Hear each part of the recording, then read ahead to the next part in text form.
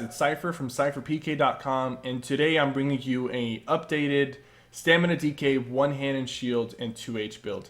I've been playing this build for the past week and a half. I've played a build similar to this before, but I didn't really like the setup as far as open world PvP, but I think I found a setup that I really liked. And the major difference you're going to find between the old build and this one is the old build was a heavy armor build. This one, we're going with a full medium. And let's just jump right into it, okay? So we have a one hand and shield bar. This is going to be our front DPS bar. We have Unstable Flame, decent damage over time, really good to weather down your opponents. Ransack, that's going to be your bread and butter DPS. Basically, you're going to animation cancel this with light attacks and bash.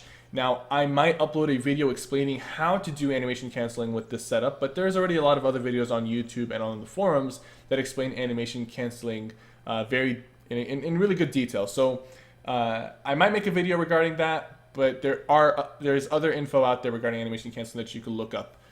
This is going to be your bread and butter DPS. Invasion, gap closer, reflective scales, definitely need this. You can go with the other morph that gives you more spell resistance, but I like to do 35% extra damage with the projectiles that reflect. And then reverberating bash. Now I did talk a lot of shit about this ability, but you know what? At this point, when you're in open world PvP, you do need a heal debuff a lot of the times to stop healers and to finish off opponents that are using heavy heals. If ZeniMax does not want to fix this ability, then the only way we can actually fix it is to just use it until it gets fixed. Personally, I will not be using this in duels and in one-on-one competitive fights, but in open world PvP, you need a heal debuff if you want to finish opponents off, especially if you're playing solo. So if ZeniMax doesn't want to fix this, honestly, there's not much we can do about it. You're going to have to use this ability if you want to be at your full potential regarding this build. Now, for your ultimate right here, you can put Corrosive Armor. I do recommend Corrosive Armor. I also recommend if you want a little more damage, you can put Dawnbreaker. They're both really good. Dawnbreaker is going to give you 8% more damage, and it's going to give you an ultimate that, is not dodgeable, right? So if someone's dodging, you can hit them with this, or cloaking, you can hit them with this. Now, Corrosive Armor, on the other hand, is really, really good when you're outnumbered and there's a lot of people on you. You can pop this. You have basically 11 seconds of immunity because damage gets reduced to 3% of your max health. This has saved me many times when I've had 10 plus people beating on me. And it also is really good against Nightblades because it does pull them out of cloak if you stay on top of them, because it does a little bit of an AoE attack. And if you stay on top of the Nightblade, slow them down, this is really good against Nightblades. Now, as far as this first bar, there's a few things you can change. You can drop Unstable Flame and Ransack for Heroic Slash and Burning Breath. Now, basically what this does, you gotta understand, Ransack reduces your opponent's physical resistance. It causes major fracture.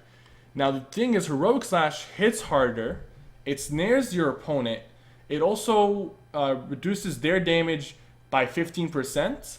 On top of that, this ability gets you minor heroism, which gives you one extra ultimate every 1.5 seconds for 9 seconds. So ultimate generation as a DK is very important. Now, I've played with both, and I've had great success with both. The only thing is, if you're playing with this setup, you have to keep very close control of your stamina recovery.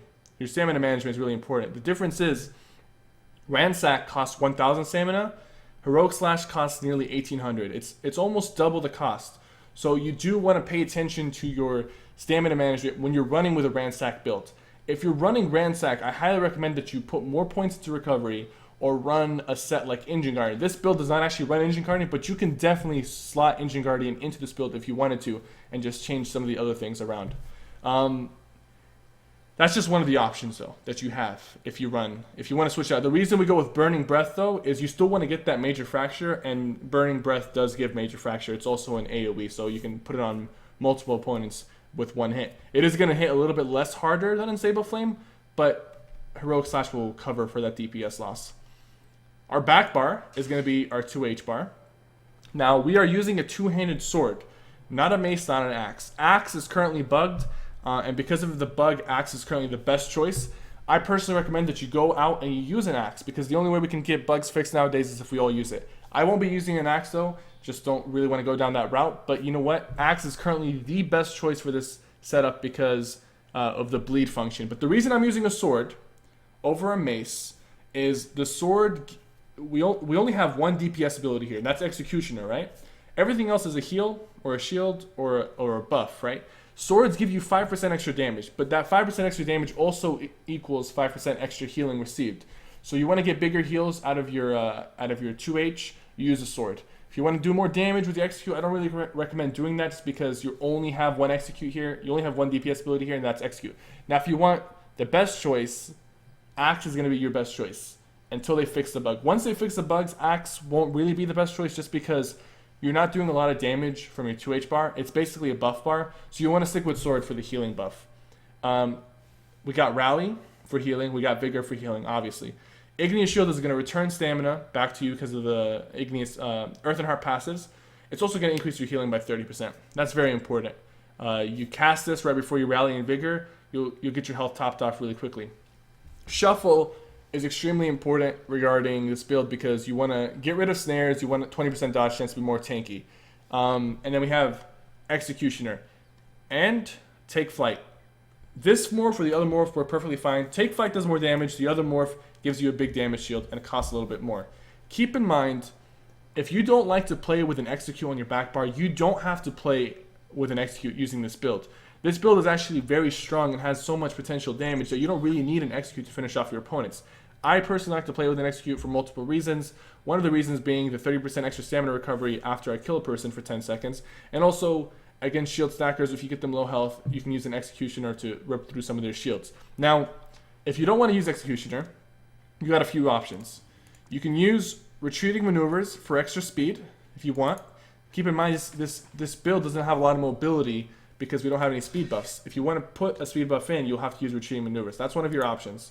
Second option, if you want to be a little more tanky, and this is actually recommended, Volatile Armor. Volatile Armor won't just make you tanky. There's a passive here that increases your healing received by 12% when you have a Draconic Power ability active. So this is going to increase your heals by 12% while you're on this bar.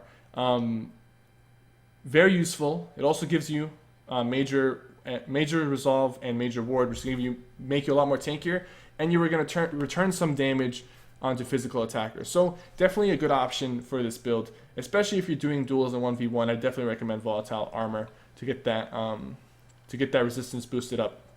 But personally, for open world, I like to go with Execute. I like to finish off my opponents. I don't like to let anyone get away. So that's the one-handed shield and 2H setup. Let's look into... I'm going to switch this back because typically I prefer Ransack and Unstable because I don't run that much recovery. And I don't have a lot of ways to get my stamina back. If I was running Engine Guardian, I definitely would prefer the other option, which is Heroic Slash. Let's look into our armor sets really quickly. This is a very simple setup. The thing I like the most about this build is you don't have to grind any PvE to get the gear. You can literally purchase every single bit of gear from this or craft it on your own. We're going 5 Hunting's Rage. 1, 2, 3, 4, 5. We do have a couple of multi-enchant effects like Maximum Magicka, Stamina, and Health. That's pretty good for a DK. I think put 4 of them in here. The rest is just regular max stamina. So 5 Hunting's Rage on the body. Now we have 3 agility for the jewelry slots. I put weapon damage on all of them. Again, if you want to run the other option, or if you feel like you want more regen, or if it actually, personally, I think maybe reduction might be a better choice. But reduction or regen, if you feel like you need more stamina management. I put all damage just because I like to hit hard. Then we have 4-piece, more cooldown. This is the new armor set that came out with Craglorn. It's craftable. By the way, we are running all medium. If you want to min-max this and you have the Undaunted passives, you run 5 medium, 1 light, 1 heavy. I currently don't have those passives, so I'm running all medium. More cooldown helmet, impenetrable. More cooldown shoulder, impenetrable. I recommend that you run this build with 3 or 4 pieces of impen, because impen is going to make you a lot more tankier. It's going to reduce critical hits. Currently, I'm only running it with 3. Helmet, shoulder, and then sword and shield. Our sword is a mace. It doesn't really matter. There's no passives in the one-hand shield skill line that affect maces, swords, or daggers. Doesn't matter what you use here. Mace, sharpen with the weapon damage enchant. Our shield has the impenetrable enchant. This is shield with more cooldown, so we can get the 4-piece bonus, which is maximum stamina, stamina recovery, and weapon damage. Our 2H is a more cooldown 2H. We're only going to have the 3-piece bonus here, but it's still pretty good. Maximum stamina, stamina recovery bonus. So, let's look into our character sheet really quickly. My drink buff is down. We are using blue V15 stamina and magical recovery buffs. That's going to give us 500 stamina magical recovery. Really, really good right here. You could also use this, which is going to give you 5,000 health and 457 stamina recovery if you feel like your health pool is a little too low. If you're an Imperial, just stick with the regen. If you feel like you need more health, go with this. I've played with this before. You do miss out on the magic recovery, but it's still pretty good to have that extra health pool. I'm currently a Dark Elf. That's not the best racial pick for this build. The best racial pick would be something like Orc, Redguard, Imperial. Did I forget anything? Wood Elf also works. Wood Elf also works, but I think Orc, Redguard, and Imperial are my top 3 picks for this build.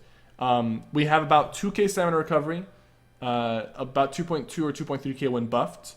Our weapon damage is 3k unbuffed, 27.8k max stamina, 20k health, 12k maximum magicka. And then, about 40% weapon critical.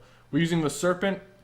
I'm currently a Werewolf, but I don't actually use the Werewolf skill line just because I don't have it leveled. But this build can be played with Werewolf if you choose to do so. And our buff stats look like this. We have about 3584 weapon damage, 2242 stamina recovery. Keep in mind, after a light attack, your weapon damage gets boosted up to around 3700 or 3800. So your weapon damage is pretty high with this build. You'd still have a decent amount of stamina recovery sustained, but if you want more stamina recovery reduction, you can do that through your jewelry. Now let's go into the champion points. Let's start off with the tower. We have 30 points into Magician, 35 points into Warlord. This is a little weird to see a lot of points into Magician considering this is a stamina build, but you do want to spam Igneous Shield to gain back some of your magicka at times, so that having that reduction on the Igneous Shield spam is going to help you out in the long run. On top of that, we also have 10 points into Bashing Focus. You do a lot of bashes. I might consider putting more points into Bashing Focus. You do a lot of bashes with this build, considering the fact that you do Light Attack, Ransack, and Bash. So you want to get to your DPS from your bashes, so reducing that cost is going to help you out. Over here, we have 50 points into Moonkalf and 5 into Magic Recovery. This is just pretty standard stuff. You would expect a lot more points into Moonkalf, but I decided to put a little more points into reducing Magicka costs, which in return helps us get stamina back anyways. 32 points into Tumbling. Over here, we have 30 points into Blessed. You want to increase your healing receipt. As a stamina build, it's very important that your Vigor and Rally heals you for a decent amount. 10.8%, that's going to stack with the 30% from Igneous. That's about 40%, and then we have a little bit more from other passives. So really good healing bonuses right here.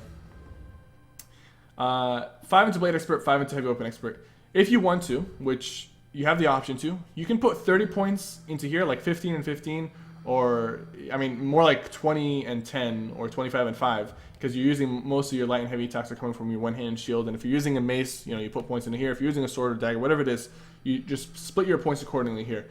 As far as this goes, you can get Riposte, which is going to be a passive that gives you a 15% chance to return 5.4k damage to the attacker when you block a melee attack. This can happen once every 5 seconds. This is going to be very good against Nightblades, other DKs, Stamina Templar, Stamina DKs, Stamina Sorks.